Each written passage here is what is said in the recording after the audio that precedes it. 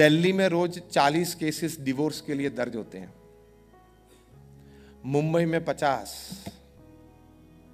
मैं रोज की बात कर रहा हूं, वीकली या मंथली नहीं। हैदराबाद सिकंदराबाद ट्विन सिटी में 100। टॉलरेंस नहीं है, एक्सेप्टेंस नहीं है, एडजस्टमेंट नहीं है और कॉम्प्रोमाइज नहीं है, जिसको हम टेक फॉर्मूला बोलते हैं। Tolerance, acceptance, adjustment and compromise, वो तो करना पड़ेगा।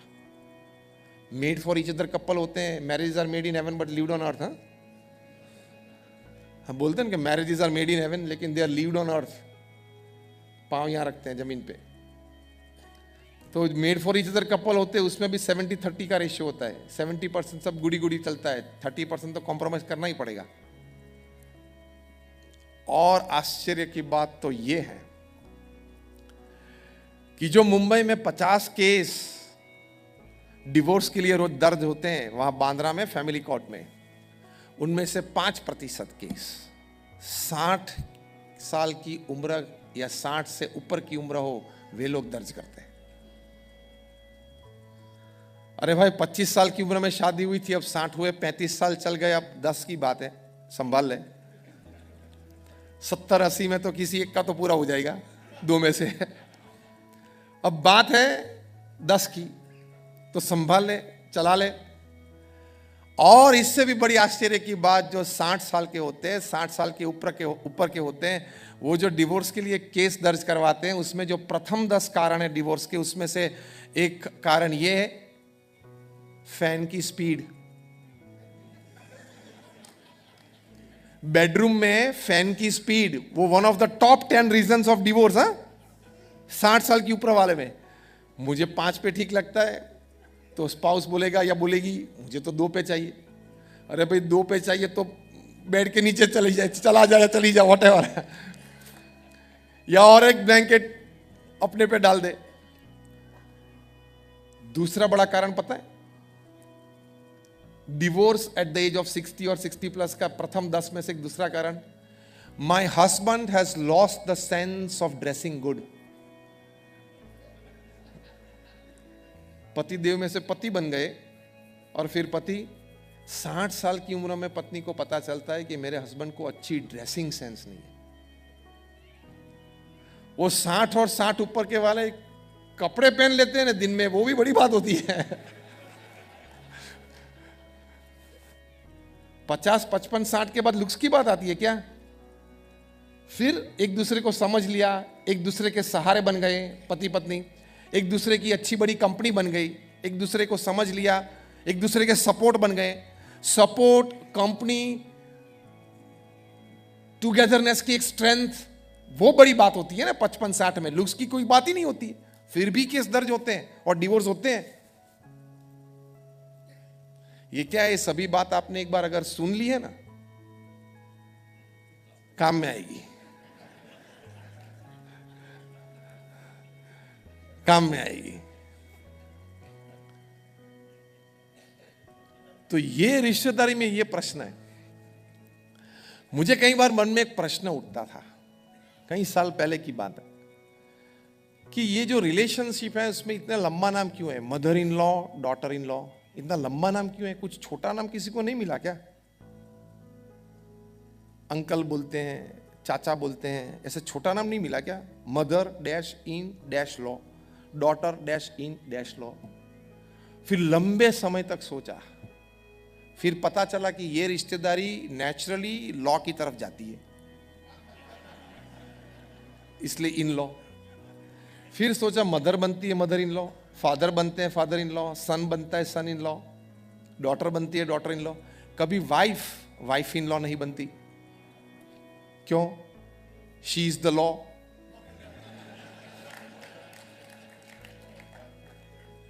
वही खुद लॉ है। और ये हम कॉन्फ्लुएंस जनरेशन में जी रहे हैं। अभी वास्तविक परिस्थिति ये समाज की क्या है कि जो मदर इन लॉज हैं वो अपनी डॉटर इन लॉ से थोड़ी कम पड़ी है। अभी कॉन्फ्लुएंस जनरेशन है। 1-2 पीढ़ी के बाद ये आएगी कि mother in law daughter in law equally well educated. अभी परिस्थिति समाज में क्या है? मदर इन लॉ कम पड़ी होती है, 10th स्टैंडर्ड 12th स्टैंडर्ड या बीकॉम होती है, और डॉटर इन लॉ MBA बन के जाती है। और उसको ये लगता है एमबीए मतलब management masters in business administration नहीं, एमबीए मतलब मने बधु आवड़े। ये पहले ही दिन सुझाव चालू कर देती है घर में जाके कि मॉम देखो ये जो रेफ्रिजरेटर है ना वो इस दिशा में हमने रखा है ना, उससे तो अच्छा कि अगर हम ये दिशा में रखें तो कैसे। ये रेफ्रिजरेटर ये दिशा में घर में 5 सभ्यों को 8 साल से ठीक जम गया है। अब तू रेफ्रिजरेटर को एडजस्ट हो जा जल्दी, तू नहीं है ये घर में, तू रेफ्रिजरेटर को एडजस्ट हो जा। 2 साल तक तो कोई सुझाव देने की जरूरत नहीं, एडजस्टमेंट। और आप भी अपनी बेटी को ठीक तरह से एडवाइस नहीं देते हो। जब वो ससुराल जाती है तब बोलते हो कि बेटा कोई भी प्रॉब्लम हो ना फोन कर देना, चिंता मत करना। आप हंसे मतलब सही बात है ना। मैंने बोला ना आपके घर में मैंने इलेक्ट्रॉनिक बग्स रखे हैं, मुझे सब कुछ पता है क्या बातचीत होती है। This is a very wrong advice. You are spoiling the life and future of your daughter. आपकी बेटी का आप भविष्य बिगाड़ रहे हो। उसको ये बोलना बेटा अब वो तेरा घर है, कभी जरूरत पड़ी प्रेम से 15 दिन महीने में एक बार फोन करना, आनंद से बात करेंगे, लेकिन वहां समय देना। और कुछ संघर्ष तो होगा जीवन में, क्योंकि वहां लोग नए हैं, नया परिवार है, नई व्यवस्थाएं हैं। वहां के लोगों की उठने बैठने की आदत समय हमारे से अलग हो सकते हैं, इस परिवार से होते हैं। चाय का समय भोजन का समय अलग होता है। तो बेटा वहां एडजस्ट करने का अपने आप को प्रयत्न करना। 2 साल आपको एडजस्टमेंट में लगेंगे, ये एडवाइस देनी है। लेकिन उसकी मदर बेटी को क्या एडवाइस देती है, शाम को 6 बजे फोन कर देना हर रोज। हाँ, फिर उसकी सास को क्या लगता है, ये शाम को 6 बजे अपनी मम्मी को पूरा रिपोर्ट रोज देती है घर में क्या बातचीत हुई। शंका पैदा होती है। फिर लॉ, इन लॉ, इसमें इसके लिए हम जिम्मेदार हैं, पूरी रिस्पॉन्सिबिलिटी नहीं ली। उसको बोलना कि बेटा संघर्ष तो जीवन में आएगा, सहन तो थोड़ा करना पड़ेगा। तेरे लिए यहां अपने बाप के घर में फूल के बिछाने थे, वे शायद वहां नहीं मिलेंगे। परिस्थितियां ऐसी रहेगी, शायद तेरी सास या ससुर अपमान भी करेंगे। तो बेटा उस वक्त बोलना नहीं, बड़ों का मान रखना। और हर बार सुन लेना ऐसी भी बात नहीं है, लेकिन मौके पे कभी मत बोलना। 2 दिन के बाद प्रेम से अपने ससुर या अपने सास को बोलना कि पिताजी माताजी आप ये बात कर रहे थे परसों, शायद आपके मन में ये बात आई होगी, शायद आपको ये बात मिली होगी, लेकिन बात ये थी और परिस्थिति ये बनी थी। आप प्रेम से बात कर सकते हो ना। तो सास और ससुर को भी ये लगता है कि बेटी खानदान परिवार से आई है, उसको माता पिता ने कुछ संस्कार दिए हैं। ये तो एमबीए हुई इसलिए सास के सामने सीधे बोलने लगती है। No, that no is a total nonsense. जीवन बिगड़ेगा। तो ये पति पत्नी के संबंध के लिए भी बहुत आवश्यक है। वृद्ध माता पिता की सेवा जॉइंट फैमिली में भी तो आप करते हो, लेकिन न्यूक्लियर और वायर्ड फैमिली, अगर आपने अपने माता पिता को ओल्ड एज घर में छोड़ दिया है तो उसी कमरे की एक डुप्लीकेट चाबी जेब में रखना, 25 साल के बाद आपको काम में आएगी। क्योंकि आपके बच्चों ने सीख लिया कि ठीक, मां बाप जब बूढ़े होते हैं तब उसको उस ओल्ड एज होम में रखना है, आपको वहीं भेज देंगे। प्रमुख स्वामी महाराज को न्यूयॉर्क एयरपोर्ट पर किसी ने पूछा था कि ओल्ड एज होम्स तो हमारी भारतीय संस्कृति नहीं है, हमारी संस्कृति में हमारे देश में ये कैसे आ गए, और ओल्ड एज होम्स अगर निकालने हैं तो उसके लिए उपाय क्या है। प्रमुख स्वामी महाराज ने अपने पूर्ण अनुभव के साथ कहा कि आप चाइल्ड केयर सेंटर समाज में से निकाल दो तो ओल्ड एज होम्स अपने आप निकल जाएंगे। चाइल्ड केयर सेंटर्स निकाल दो तो ओल्ड एज होम्स अपने आप निकल जाएंगे। तो एक संगठन भाव से रहना है, कॉम्प्रोमाइज एडजस्टमेंट करना पड़ेगा। 2-5% बात ही ऐसी होती है परिवार में जिसमें चर्चा की जरूरत होती है या डिसीजन में प्लस माइनस होता है। मैं कहूं ऐसा करना, कोई और कहता है नहीं मैं कहूं ऐसा करना, ऐसी 2-5% ही होती है। 95% में तो डिपार्टमेंट्स क्लियर है, डिसीजन मेकिंग क्लियर है, यस और नो। मतलब 5% में ही आपको संभालना है। रसोई घर में रसोई क्या करनी है वो आपकी कोई जिम्मेदारी या आपका कोई सजेशन वैसे भी चलने वाला नहीं है, लेकिन कोई जिम्मेदारी तो है नहीं। तो 95% तो डिपार्टमेंट और काम अच्छी तरह से डिस्ट्रीब्यूटेड है ना, 5% में ही है, तो वहां थोड़ा कॉम्प्रोमाइज कर लो, एडजस्टमेंट कर लो, एक दूसरे की बात समझ लो, एक दूसरे की बात मान लो। कोई लड़के ने अपने पिताजी को कोई दिन पूछा कि पिताजी मन में एक प्रश्न हो रहा है। पिताजी ने कहा बता।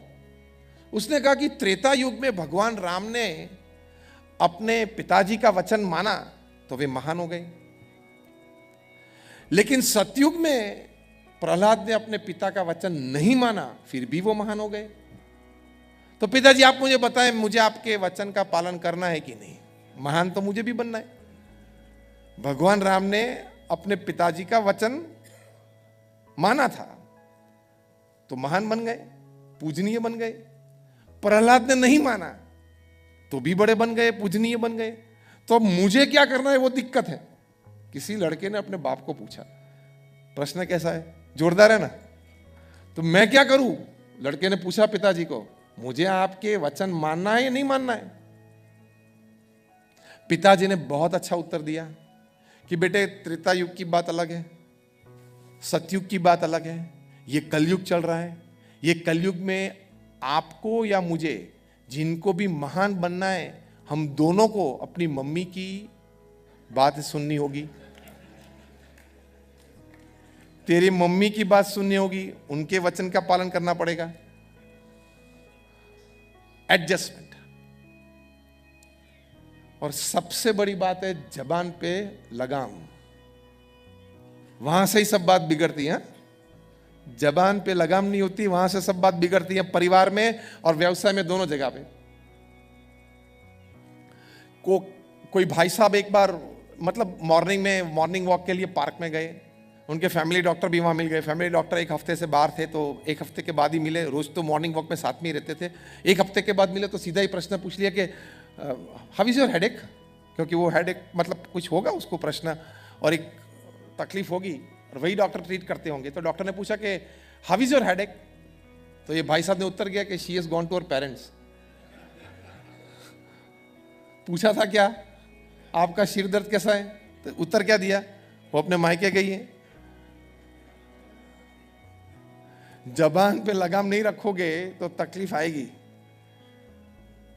आप ये नहीं समझ लेना मैं कुछ भी बोल सकता हूं, कोई भी शब्द प्रयोग कर सकता हूं। No, everybody has to be within the limits of soberness, limits of etiquettes, limits of manners. परिवार में सभी सदस्य एक हैं। प्रमुख स्वामी महाराज इसको वाणी विवेक बोलते थे। वो होना बहुत जरूरी है। हमने कई परिवार देखे हैं।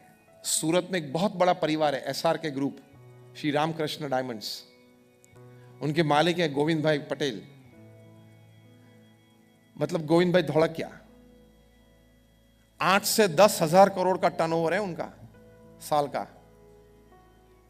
सौजी भाई उनके कजिन ब्रदर हैं, मतलब एक ही परिवार है।